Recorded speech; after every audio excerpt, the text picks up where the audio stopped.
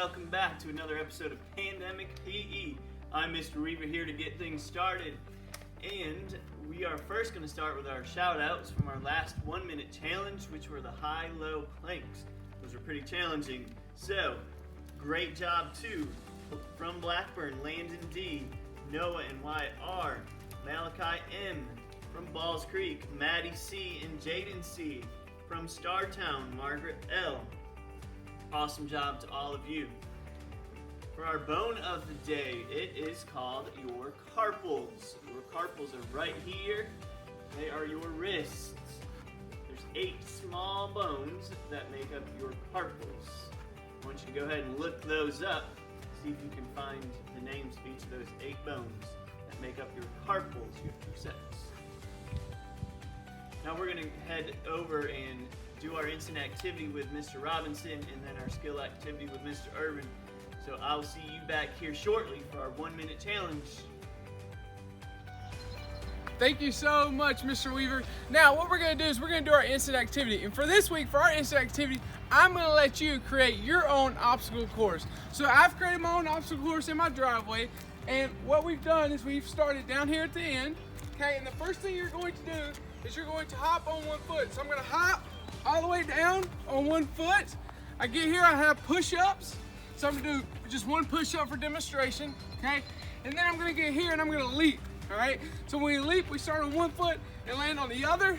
I leap all the way. I get here, I'm gonna do 1 jumping jack, okay? Then the next part of it is going to be bear crawl. So here I go, I'm going to bear crawl and I'm going to try to alternate my feet to where I'm crawling to where I've identified it on my driveway. Then what we have is we have sit-ups. So I'm gonna do 1 sit-up, okay, all the way back, sit up, stand up. Then the next part of my obstacle course is going to be like a broad jump. So I'm gonna jump with both feet together. I'm gonna try to land in the circle, back and forth. I get here. The next part of my obstacle course is going to be crunches. So I get on my back, do a crunch, get up, and I'm going to finish with a crab walk. So I'm gonna put right here, and I'm gonna crab walk all the way. So now I've finished my own obstacle course. Feel free to do whatever you want in your driveway, in the road, on the sidewalk. Just please watch out for cars. But now, since I'm out of breath and I'm tired, I'm gonna throw this to Mr. Irvin so that he can tell you our skill for the week. Here you go, Mr. Irvin. Thanks, Mr. Robinson. Great instant activity. I'm Mr. Irvin from Startown, and today we're going to work on a little skill work. The skill work we're working on today is throwing and guarding. We're going to play a game that I call Kingpin for this. Now for Kingpin, we're going to need a little bit of equipment. The equipment you're going to need is a frisbee or a paper plate, and then about 4 or 5 sock balls. Now when I make my sock balls, I like for the sock balls to be a little bit bigger than just 2 socks. So I take 4 socks and ball them up together so they're a little bit bigger and a little easier to throw. And then the last thing you're gonna need is a shovel. If you look back here, way back there, there's a shovel sticking in the ground. You're gonna need a shovel that you can use too, and this is where your parents might have to help you. And then maybe some jump ropes or something to mark your boundaries. So here's how you're gonna set up your playing area today. First of all, right here in front of the camera, there's a jump rope. So Ada, will you stand right there at the jump rope for me? There's a jump rope here and she's got 2 sock balls. Way back on the other side of the shovel, there's another jump rope. Thanks, will you go stand at that jump rope for me? And then in the middle of our area, there's a shovel sticking in the ground. Gigi, will you go stand at the shovel for me? And this is how you're gonna set up your playing area. On the shovel, you're gonna put your frisbee on top of it.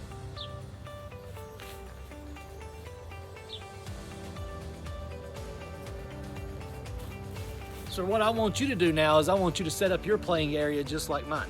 So some kind of marker on the other end of the grass, a shovel in the middle with a frisbee, and then lastly, you're gonna need a jump rope or something to mark some territory right here at this end, and then about 4 or 5 sock balls. All right, go get that, and then we'll set up your area and meet back and we'll talk about how to play the game. All right, now that you've got all your stuff ready, let's talk about throwing. In our last episode, Mr. Weaver was talking about our opposite foot. Our opposite foot is really important in overhand throwing, just like underhand rolling. So today I want you to go back and think about your opposite foot. If I've got the ball in this hand, which one of my feet is opposite? You got it. This one right here is my opposite foot. If I was to hold the ball in this hand, this foot over here is my opposite. So I'm going to use it to step when I throw. Now let's talk about aiming, because aiming is going to be really important in this game today. If I'm throwing to you, I want to aim with the hand that doesn't have the ball in it. So I'm going to hold it out just like this. Not only am I going to aim like this, but I'm going to turn sideways. I don't want to be facing where I want to throw it. I want to turn sideways. And the ball that has, or the hand that has the ball in it, I'm going to make an L out of it and I'm going to put it behind me. Now I'm ready to throw. Now to throw this ball, I'm going to step with my opposite foot. The foot that's in front, I'm going to step with it and then make a good throw. And I'm going to come all the way around and follow through to where my hand goes all the way over to my other hip bone. All right, so aim, turn sideways, make an L with my back arm. All right, step with my front foot, my opposite foot, and then make a good throw and make my arm go all the way around to my hip. All right, now that we've talked about throwing, let's talk about how we're going to play our game today. All right, as you can see, we got our game set up right here. On this side, Ada's helping me out. She's going to be a thrower. In the middle section, Gigi's going to be a guarder. She's going to have her frisbee on top of her shovel, and she's going to be guarding that frisbee. And then way down on the other side, I've got Vance over there. He's going to be a thrower too. What they're going to be doing is trying to knock the frisbee off the shovel. Now, Ada has to stay behind her line over here, and Vance has to stay behind his line way down there. If they come across the line, it doesn't count. They're going to make good throws, and they're either going to try to hit the shovel or the frisbee to knock it off. Gigi, she's guarding that shovel. She's going to use her hands, maybe her feet, whatever, her booty, whatever she wants, she gets to block the balls.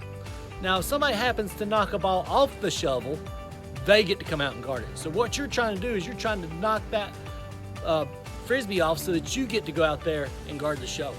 All right, that's where you want to be. That's the champion. All right, you ready? Let's give it a try.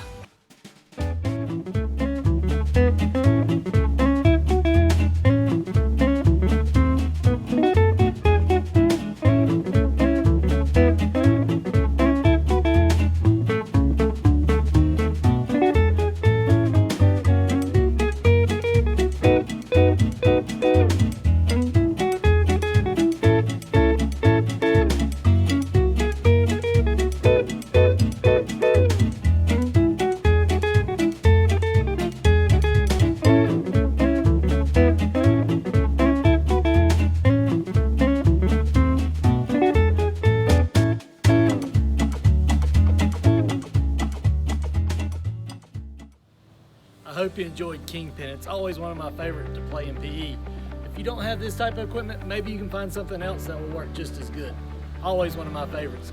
Remember to work on that throwing and do your throwing the right way by aiming, turning sideways, elbow to look like an L, step with your opposite foot, and make a good throw. Right now, I'm going to make a good throw over to Mr. Weaver for our 1 minute challenge. We'll see you next time. Thanks, Mr. Irvin. For this week's 1 minute challenge, we are going to do high knee taps. So high knee taps, and each time that you touch your knee, that's going to be 1, 2, 3, 4. You can do it slow like this, or you can do it fast like this. This, though, does not count. You do have to get your feet off the floor. That's why they're called high knee taps. So good luck with this week's 1 minute challenge. When you get finished, post your totals in the comment section below this video, or use the Google form that is attached.